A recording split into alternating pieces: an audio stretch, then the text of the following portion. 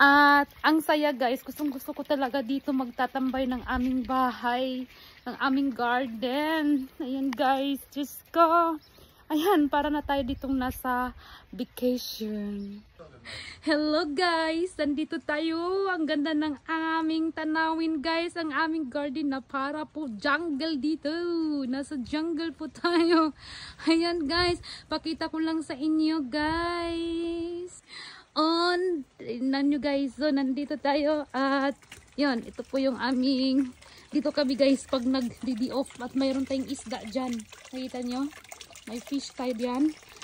At yun guys, ganda talaga ng tanawin dito guys.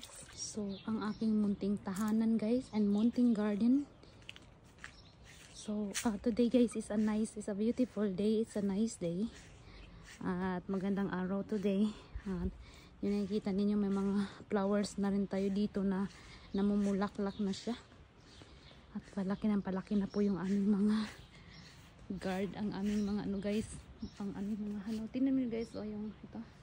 Nakikita ninyo at itong mga bulaklak na to guys. Ay napakaganda tanawin guys, grabe. Yan, at dito ako nagre-relax sa aming bahay guys, dito sa aming garden. Ayan, tingnan niyo yung rose guys, napakagandang rose guys, grabe kaganda.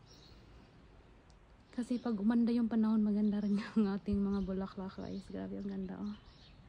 Ganda ng mga rose guys. Ayan. Yan guys, and see you next vlog. Babu.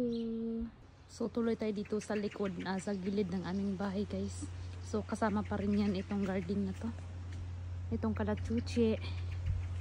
So itong ano na to guys, kasama pa rin dito yan sa aming ano, kasama pa rin yan dito. Ayan yun ating balkon. Ayan. Ayun. Ayan guys. Uy, ang sarap dito guys, ang sarap mag-relax dito. Yan, nagre-relax kami ni Bibong minsan dyan sa taas sa balkon namin. So ngayon kasi magandang panahon, dito kami sa labas.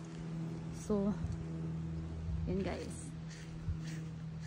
Yun, yan lang po guys. Ayop na gustuhan niyo yung ating vlog today.